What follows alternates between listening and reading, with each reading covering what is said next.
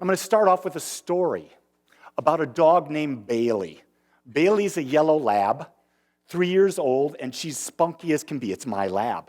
It's our lab, okay? And this morning, I happened to be outside, and across the street is Hazel, a chocolate lab, and another dog, Lacey, a sheepdog of some sort, and they're her buds.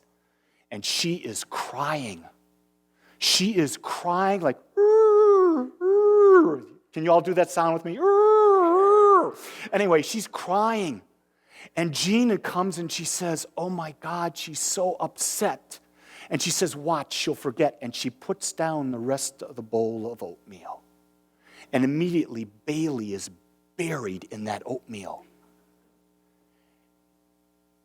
The other dogs were no longer an issue. She was happy. She turned to the oatmeal. The key to happiness is to turn to the oatmeal. Now, it's not even that, but let's take it even further. The key to happiness is letting go. You see, we hear this idea of letting go all the time. I don't know, but I've been in so many different churches before I became a minister, and I hear this, let go and let God. I go, what the heck does that mean? Does that mean some all-powerful being is when I let go is going to know what I want and give me all this stuff and take care of me in that? No, there's no such thing. If you think there's a God out there that's made in man's image, that's leading a very narrow and shallow life. There's not a God out there like that. There is an essence and allness that created itself as us and gave everything to us and said, as you think, it is done unto you. And thinking becomes a matter of building a belief. And so this neutral aspect that we call God doesn't care. Can you hear that? He, she, it doesn't care. All it does is want to express through itself which we are. And we have the power. Now, the power comes when we're in the midst of something that is causing us pain. We've got to let go.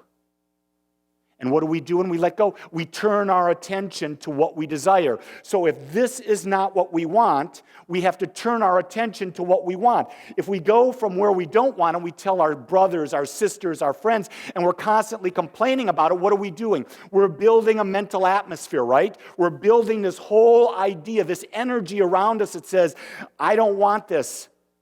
And the universe says, okay, here's more. It's as simple as that. It keeps giving you more of what you focus on. That's the idea. When we talk about the law of attraction is real simple. Where your attention is, you receive more. So if you are in a pity party about Susie left me, you're going to always be in a pity party about Susie having left you. And then when Mary comes in, guess what Mary's going to do? She's going to pull a Susie on you. And then when Jill comes in later, what's Jill going to do? She's going to pull a Susie and a Mary on you. Because you're the same mental atmosphere. You've not changed. The same thing happens in health. When we're focusing on something that's bothering us and all we do is talk about it. And my father, I love my dad. My dad's in an assisted living center. And he's got his table there. And every day, one of the first questions that the men who sit at the table are doing is, so, how's your prostate today? And they revisit the same condition that they all want to get over. And I'd be there with them and said, guys, don't talk about your prostates. Or if you do, picture them beautiful. Picture them small. Picture them healthy. But you see, we are conditioned by society to focus on what we don't want. We're conditioned by society that we complain all the time. Complaining, believe it or not, is a prayer, and that prayer will get answered. The more you complain, in order to move forward in life, to attract, we've got to let go. You see, picture yourself where you've got a very small cubby. Next week, I'm going to be going to do 10 days of silent meditation. I leave Wednesday. And I'll be in a little cubby other than when I'm meditating, and it's maybe 7 feet by 10 feet, and in it there's a bathroom. So it's very small. If I want to bring something into that, I've got to take something out because there's no space. You see, the same thing's true in our minds. If we want to have a new idea demonstrate, we've got to release old ideas. How do we know what old ideas to release? It's real simple. Where in your life are you not experiencing what you want to experience?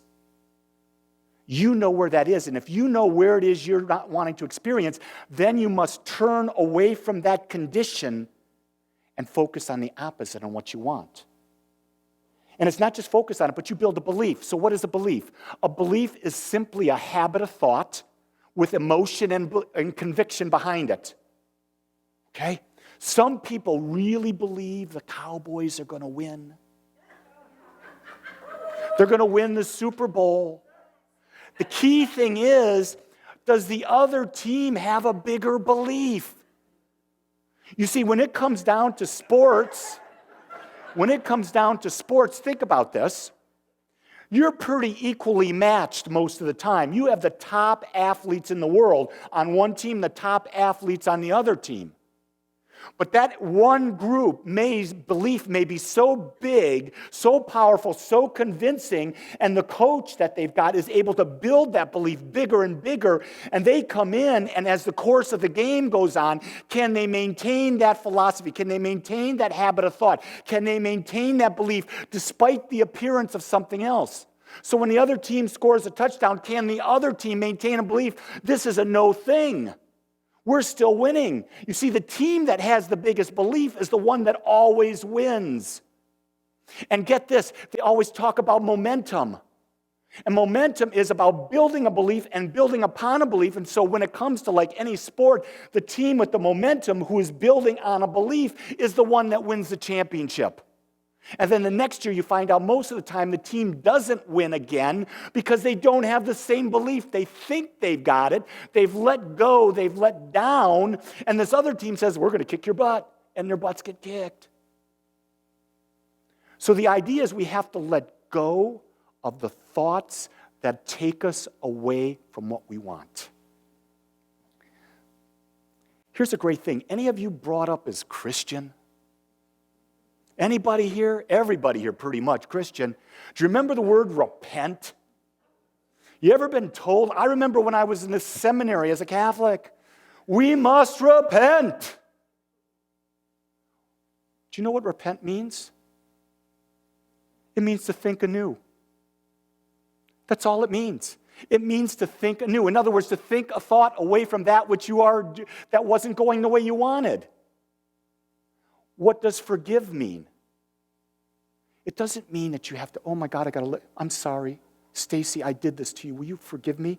No, it means you've seen what happens and now you give forward the newness of what you want to experience. You see, everything in the Bible or in any sacred book is about teaching you that you must turn toward what you want and put all your energy there. Even the word sin. Sin is an archery term in Greek that simply means missing the mark.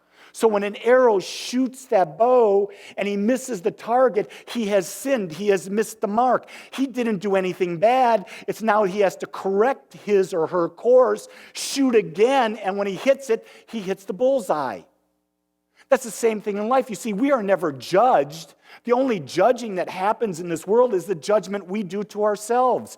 And when we let go of the idea of judging, when we let go that we are guilty, when we let go that we are failure, we can turn to that, which is what we want. And when we put that energy in, we start to have that demonstration.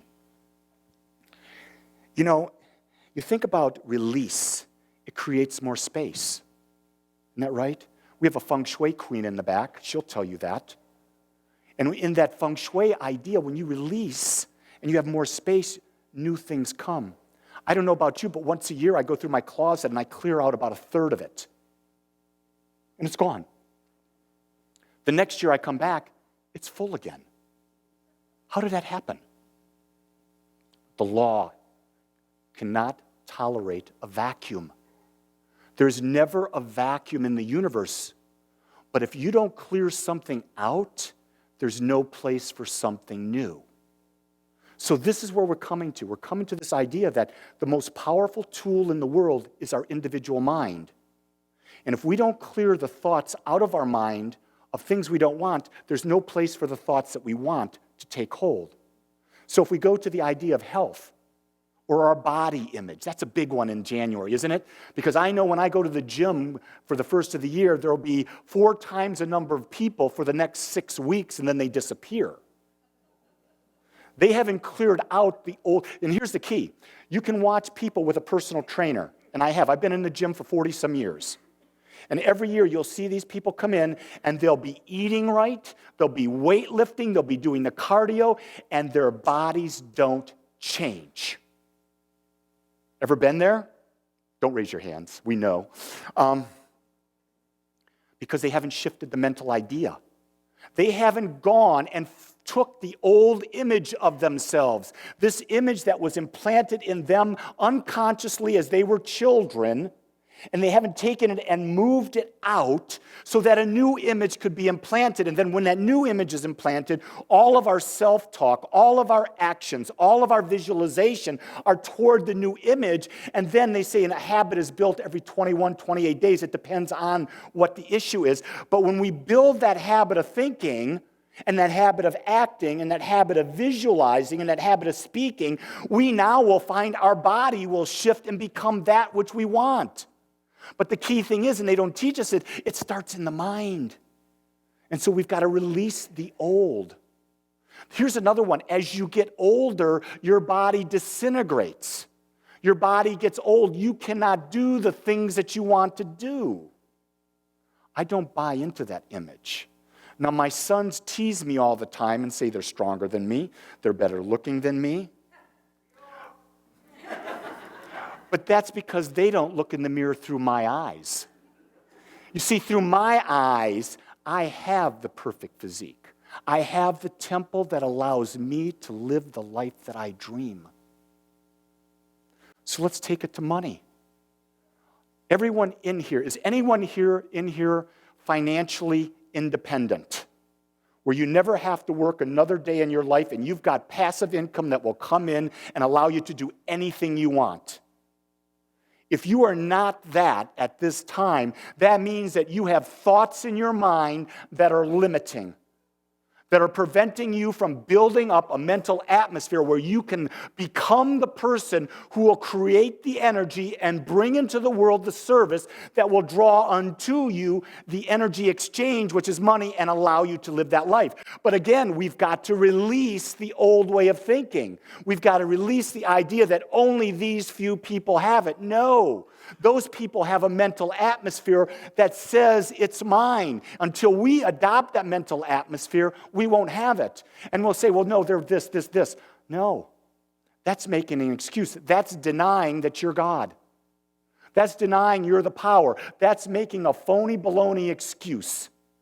The fact of the matter is you have not, or we have not, made a decision that it's important enough for us to commit to it. Oh, but Lee, it's so difficult. You've got to learn all this. If you want something, you will grab it. When something, you can taste it. You want it so bad, you'll do anything to have it. You've got to build and decide, is that what I'm looking for? Is that what I want? And then we leave behind the old thoughts. Again, probably the greatest thing that we could do in life is to love. And what stops us from loving? Habits of thought. What stops us from loving? That we feel that someone is judging us. That we feel that someone is non-accepting of us. And so we put all of this idea of who we are and what we feel based on something outside of ourselves. And you see, when we do that, we become a victim. We have bought into the victimhood society that we tend to live in. The fact of the matter that all love starts when you release all the judgment about yourself, when you release all the attachment to things in your life, and you accept yourself as you are in this moment, and know in this moment all that matters is what you think. The demonstration, I've said this before, came to me about a month ago when I thought back on my 32 years in the corporate world. And I thought back when I was the director of financial planning and analysis for a $2 billion company, and when I became the vice president of marketing for that same company. And I thought back and I saw all the things that I had done, all the things that I had worried about, that I'd stressed about, that I lost sleep about, that I got upset with people that worked for me that didn't achieve their goals. And do you know what I realized? None of it mattered. Not one single thing mattered. All that matters is what you feel like and who you are in the moment. Because that's all we live is in the moment. It's this moment, and then it's this moment, and then it's this moment. The only time we live in the past is we take our thoughts and we put them backwards on the past. And then we bring the past into this moment. But you see, when we let go, we no longer bring the past with us. We're present.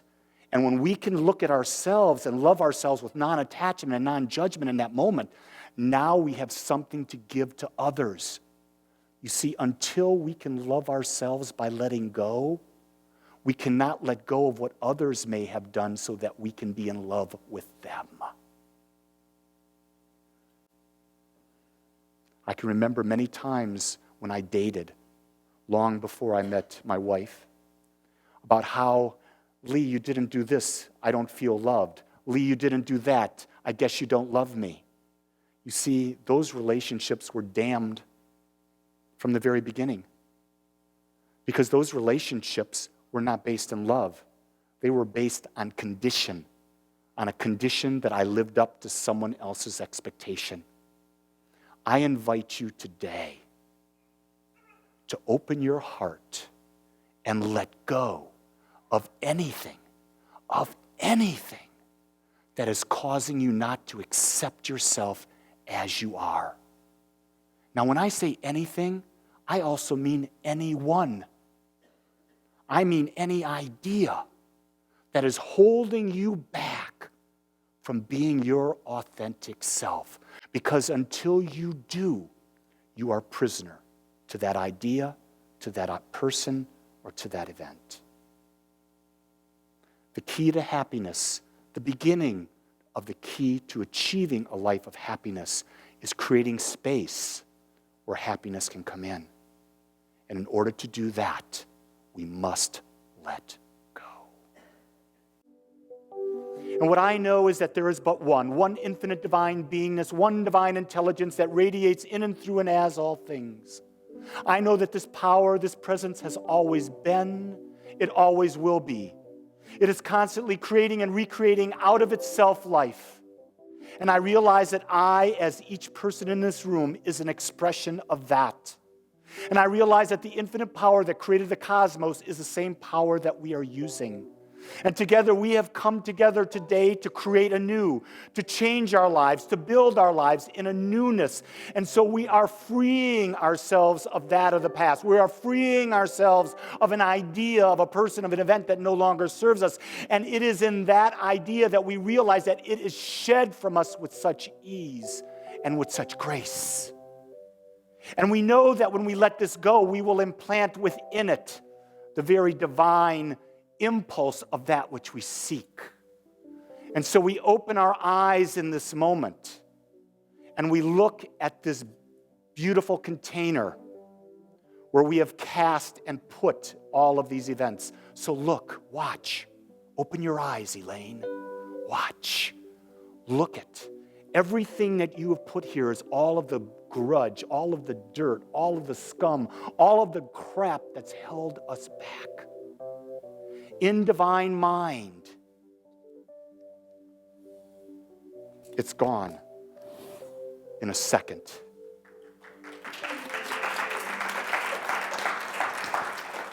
And so in that release, now in your mind, anchor the new thought, anchor the new feeling, anchor the new idea. And with that anchored, give thanks. See it as already done. Feel it as already a part of the essence of who you are. Be the gratitude of life right now. And together we know this is done because we have spoken it with clarity. And in that together we say, and so it is.